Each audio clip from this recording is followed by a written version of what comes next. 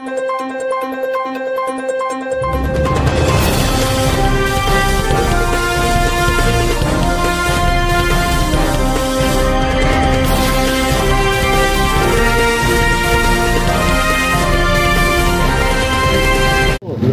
पंचायत न्यूजमध्ये आपले स्वागत आहे। आज आपण अकलूज नगर परिषद निवडणुकीच्या संदर्भात प्रभाग क्रमांक 12 मधील उमेदवार अरुण शहाणे यांच्याशी चर्चा करणार आहोत, त्यांचं मत जाणणार आहोत। नमस्कार, मी अरुण सुधीर शहाणे। सर्वप्रथम आपल्या चॅनलच्या माध्यमातून आपण आम्हाला आमचे विचार मांडण्याची संधी दिली, त्यासाठी आपला सर्वांचा आभारी आहे। आणि आपल्या सर्वांचे लाडके नेते डॉक्टर धवलसिंह प्रतापसिंह मोहिते पाटील मोहिते पाटील साहेबांनी ह्या प्रभागातून नगरसेवक या पदासाठी मी अरुण सुधीर शहाणे आणि सौ दीपाली शेखर शेंडे हे आम्हा 2 नगरसेवकांची जी उमेदवारी जाहीर केली त्याबद्दल दादासाहेबांचे, अजितदादा पवार साहेबांचे आणि आपल्या कुटुंबप्रमुख आईसाहेब पद्मजादेवी मोहिते पाटील साहेब, तसेच मार्गदर्शिका उर्वशीराजे धवलसिंह मोहिते पाटील साहेब या सर्वांचे सर्वप्रथम मी आभार व्यक्त करतो। आणि दादासाहेबांनी आम्हाला या भागातून काम करण्याची जी संधी दिली त्या संधीचं आम्ही ह्या भागातील नागरिकांसाठी, ह्या भागातील जनतेसाठी आम्ही नक्की सोनं करू।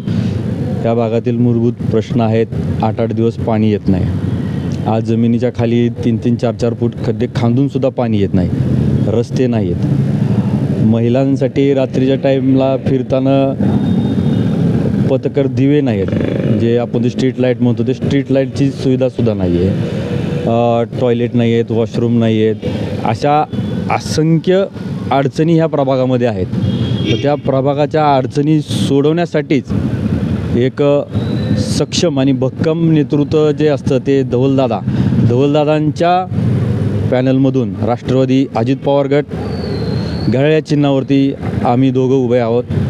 ते आम्हाला काम करण्याची संधी द्या। 2 तारखेला मतदान आहे, त्या मतदानातून आम्हाला आशीर्वाद देऊन आमच्याकडून हक्काने काम करण्याची संधी आम्हाला मिळावी, एवढीच मी अपेक्षा करतो। टाइम्स पंचायत न्यूजमध्ये आपलं स्वागत आहे। आज आपण अकलूज नगर परिषद निवडणूक 2025च्या अनुषंगाने प्रभाग क्रमांक 12 त्यामधील उमेदवार दीपाली शेंडे आणि अरुण शहाणे यांच्याशी चर्चा करणार आहोत। नमस्कार, माझं नाव सौ दीपाली शेखर शेंडे, मी राष्ट्रवादी काँग्रेस पार्टी अजितदादा गट प्रभाग 12 उभी आहे। माझ्यासोबत अरुण शहाणे हे सुद्धा प्रभाग 12 उभे आहेत। आज आम्हाला ही संधी अजितदादांनी दिली अधिकृत उमेदवार म्हणून, आणि आम्हाला आमचं जे पाठबळ आहे डॉक्टर धवलसिंह मोहिते पाटील साहेब, माननीय आईसाहेब व बहिणी साहेब यांच्या मार्गदर्शनाखाली आम्ही आज प्रभाग 12 उभे आहोत। आणि त्यांची ताकद असल्यामुळे आज आम्हाला हे इथे उभं राहण्याचा एक चान्स मिळालेला आहे। मी बाय प्रोफेशन मी आज 2 स्कूलची इंचार्ज आहे। मॅडमनी कदाचित माझ्याकडे किंवा आईसाहेबांनी माझ्याकडे बघून असं त्यांना वाटलं असेल की मी हे नेतृत्व करू शकते, आणि हे करताना आज माळेवाडी प्रभाग किंवा सुजयनगर प्रभाग आम्ही केला, आज 2 दिवस झालं।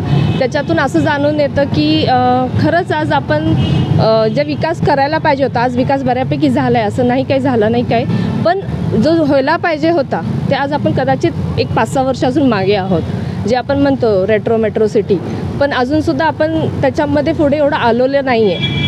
आणि जे काही आज आपण निधी उपलब्ध होतो आहे आपल्याला, त्या निधीचा पुरेपूर वापर करून लोकांना त्याच्या सुविधा उपलब्ध करून देण्यात आल्या नाहीत। कारण की आज माळेवाडीचा जो आपण मागचा भाग बघतो, माळेवाडी कॉलेजच्या मागचा भाग, तिथे साधं रस्तासुद्धा नाही आहे शेवटपर्यंत जायला। आज रोज महिला तिथून येत आहेत जात आहेत, सर्व्हिसदार वर्ग आहे। आज माळेवाडी कॉलेजच्या मागे टोटली कॉलेजची मुलं राहतात, तिथे हॉस्टेल्स आहेत, पण त्या मुलांनासुद्धा वेळेत कॉलेजला पोचावं किंवा सर्व्हिसदार वर्गांना वेळेत कामावर पोचावं, त्यासाठी एक मूलभूत गरज आहे रस्ता, तो रस्तासुद्धा व्यवस्थित नाही आहे। त्यांची मूलभूत गरज आहे पाणी, ते सुद्धा व्यवस्थित अजून उपलब्ध नाही आहे। लाईट म्हटलं तर लाईटची सुविधा व्यवस्थित नाही आहे, खांब वाकडे तिकडे झालेले आहेत। आणि ह्या सगळ्या गोष्टींकडे बघून असं वाटतं की बाबा हे कधीच व्हायला पाहिजे होतं, हे अजूनही झालेलं नाही आहे। जर आज माझ्या मायबाप मतदारांनी मला जर ह्यावेळेस चान्स दिला तर हे मी नक्कीच लवकरात लवकर करून आणेल, कारण की आम्ही ज्या गटातून उभे आहोत, आम्ही ज्या पक्षाकडनं उभे आहोत, दादांनी ज्या पक्षाचं साथ घेतलेली आहे, अजितदादा गट, राष्ट्रवादी काँग्रेस पार्टी, ह्यांच्यातनं आज अजितदादा आपले आज अर्थमंत्री आहेत. मग आम्हाला निधी उपलब्ध करून देण्यासाठी त्यांच्याकडून भरपूर सहकार्य मिळणार आहे. हे जर झालं तर आम्ही नुसते रस्ते, पाणी हे तर खूप आधी करायला पाहिजे होतं, ते तर नक्कीच करू. पण आज आपण ह्याच्या पुढे जाऊन विचार करायला पाहिजे होता. जसं आपण म्हणतोय अभ्यासिका, आज कॉलेजच्या बाजूचा एरिया आहे, तिथे भरपूर अभ्यासिका पाहिजे होत्या. आज तिथे मेन म्हणजे खानावळ मुलांसाठी जेवणाची सोय व्यवस्थित होण्यासाठी ती उपलब्ध करायला पाहिजे होती. मेन ह्या सगळ्या गोष्टी मुलांचा, आज मी शिक्षण क्षेत्रामध्ये काम करत असल्यामुळे नुसता अभ्यास हा खूप महत्त्वाचा नसतो, त्याच्या आजूबाजूच्या सुविधा पण खूप महत्त्वाच्या असतात. त्याच्यावरती कदाचित आपण कॉन्सन्ट्रेट करायला पाहिजे आणि आम्ही ते नक्की करू. ह्याच्याबरोबर मला असं वाटतं की आपण बनतो महिलांच्या मूलभूत गरजा, पण फक्त पाणी, लाईट ही महिलाची मूलभूत गरज नाही आहे. तिला छोटासा व्यवसाय करता आला पाहिजे, तिचे हक्काचे पैसे तिच्या हातात पाहिजे, तिची फॅमिली सक्षम आहे, तिचे मिस्टर सक्षम असतील, घरातले सक्षम असतील, पण तिचं स्वतःचं काहीतरी असतं का नाही का अस्तित्व, ते करण्यासाठी तिला एक छोटासा उद्योगधंदा जर आपण उपलब्ध करून दिला, इथे अकलूजमध्ये एक महिला उद्योग समूह आपण जर सुरू केला तर त्या महिलांना भरपूर चान्स मिळेल पुढे येण्यासाठी आणि त्या स्वतःच्या पायावर बळकटपणे उभा राहतील. आज शिक्षणच फक्त शिक्षण असलं तरच नोकरी करता येते असं काही नाही आहे. ज्यांना शिक्षण घेता आलं नाही, ज्यांना शिक्षणाचा अभाव राहिला, शिक्षणाचा अभाव राहिला त्या महिलांचा, आज त्यांना जर आपण छोटीशी घरगुती लघु उद्योग सुरू करून दिले तर त्यांना कदाचित पुढे येण्याचा चान्स आहे. आणि हे आमच्या वहिनीसाहेबांचं तर खूप मोठं स्वप्न आहे की महिलांसाठी काहीतरी करायचं आहे. पण जर आम्हाला ते करण्यासाठी जर मतदारांनी आम्हाला चान्स दिला तर आम्ही नक्कीच त्यांच्यासाठी तेही करू.